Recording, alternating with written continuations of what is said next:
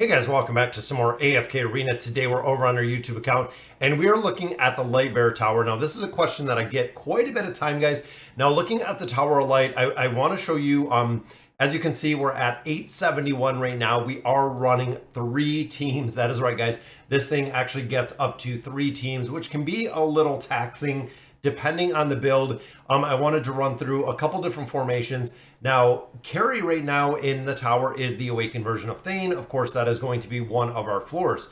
Now, the good thing is I went through a lot of this tower, even with a lesser version of the Awakened version of Thane.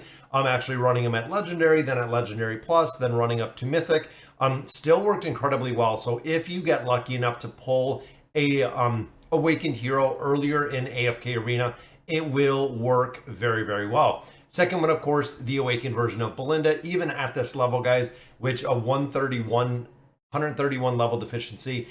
Tower deficiencies are a little bit different than what we see within campaign deficiencies. Big thing with that is, of course, you are tied to very, very specific heroes, which again, we'll talk about in just a moment. And then my third one is, of course, running Scarlet. Scarlet is really a go-to hero in here when it comes to the builds, when it comes to the damage. So I'm going to hop over to our Lightbearer faction and kind of break down. And this is the interesting part, guys, is if you are a newer player, it's a little bit different than what we see with some of the older players. Now, the first thing you'll notice with our Lightbearer faction is they do not have a lot of heroes. Even looking at the warrior role, guys, we have a Strilda, which has a lot of utility used within the Curse Realm, a couple other modes, but she is literally the only warrior that we do have in here. And the tanking ability for her is not really there. Now, if she's front row, depending on the opponent that she's facing, can work. But again, she is reliant on the attack and defensive buffs that she does bring within here, which is the reason why a lot of players still do utilize her. Now, looking at our tanks in here, guys, Sonya essentially replaced Hendrik, which both kind of replaced Lucius. Lucius early will work well until you get to a point where in the towers, he's kind of a filler when you start getting into multiple teams. So again, if you're newer to AFK Arena, it's going to be the focus build on Sonya or Hendrik. Hendrik still does work a couple different places, but both of these have actually been kind of tied to the tower as of now. I don't know many places, even within PvP, I believe the Treasure Scramble. I'm not seeing Hendrik possibly in a formation, and not really seeing Sonya, again, possibly being in a formation, but not a really, really big build out for those. Now, looking at our Rangers, this is where some of these Rangers, again, a newer player, you're not going to build Oscar, you're probably not going to build Cecilia, Falks, or Gwen, honestly, at this point.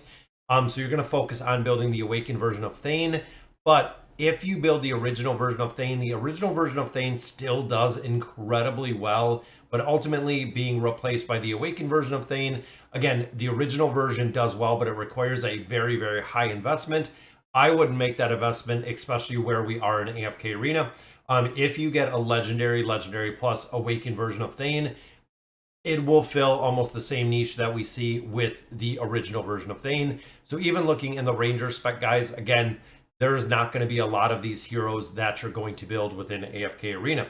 Now, when it comes to our mages, this is kind of an interesting one, guys. Scarlet is still a very, very big priority. Twisted Realm, Curse Realm, still seeing a lot of utility. Slowly kind of being replaced in some formations by the Awakened version of Belinda, but mostly they kind of run in different team comps, so it does work very, very well. Now, with Belinda, again, earlier game, she will work incredibly well if you just pull one copy. Scarlet is a hero that you do want to focus on when you're building out your wish list. Now, the other ones in here, guys, Ullard, again, not really a place. Belinda, not really a place. Morrow provides a little bit of crowd control, not really the damage aspect anymore, but he was okay for a minute, and then he was kind of overshadowed by building out Scarlet. So again, he is a hero that is not really built. I don't know anywhere that he is used short of the tower, and again, just because we are specifically tied to the tower heroes. But now when it comes to the Lightbearers and when it comes to support, guys, the support for the Lightbearer heroes is probably one of the strongest within AFK Arena.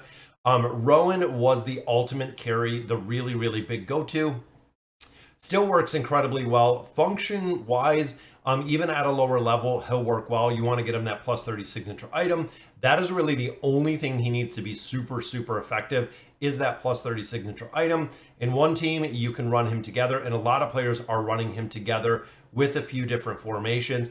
And he was ultimately slowly being replaced by Palmer. As we continue through AFK Arena, guys, Palmer is a monster when it comes to buffs, which is the reason why we really focus on building out Palmer. Again, Rowan is kind of the older version, but again, as you get into 2 teams, as you get into 3 teams, you are going to need a couple more of these heroes. Now, another key hero within AFK Arena is Rosaline, or Rosaline. She will follow either the awakened version of Belinda. She can follow the version of, or the Scarlet in here. She can actually follow Scarlet very well. A lot of players, even if you're running one formation, will have Rosaline actually follow the awakened version of Thane, or the awakened version again of Belinda, or the awakened version of pretty much most heroes, because she will amplify the damage, amplify the stats, also the ultimate ability. Now, guys, again, running through the tower, there's not a lot of heroes. Even looking again, kind of the wish list build. Scarlet in here, Palmer in here, Astrilda in here, Sonya in here, Rain for the damage amplification, Rosaline.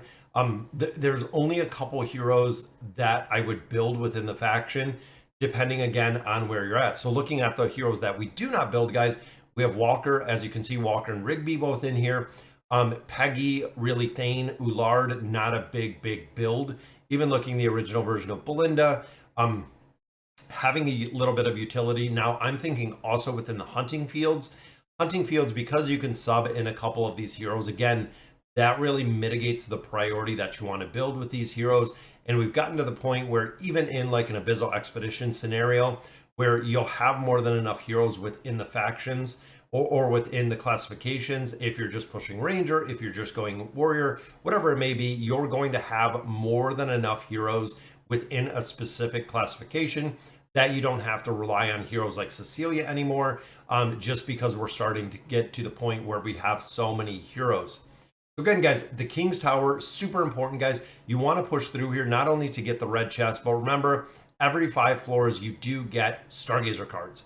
That is really the big thing, guys, is every 5th floor, which is every 10 floors of the tower. So 865, 875, 885, so on and so forth. You do get those Stargazer cards every 10 floors on the 5th floor. Now, in addition, guys, every 20 floors within here, so actually getting to the 880 is going to yield you our time emblems. So this is the other reason, guys, why you really do want to focus out building this out. And again, easiest way, guys, just checking the formation, see what you do have available, because if you're not building a lot of the earlier heroes, you might have a couple gaps in the formation when you start getting to multiple teams. All right, guys, so that'll do it for today's video. Let me know in the comments what you guys think, and as always, thank you guys for watching.